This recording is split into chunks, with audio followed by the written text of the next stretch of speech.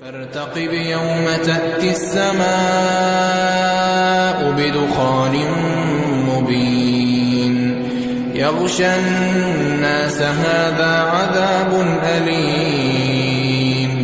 ربنا اكشف عنا العذاب إنا مؤمنون أنى لهم الذكرى وقد جاءهم رسول مبين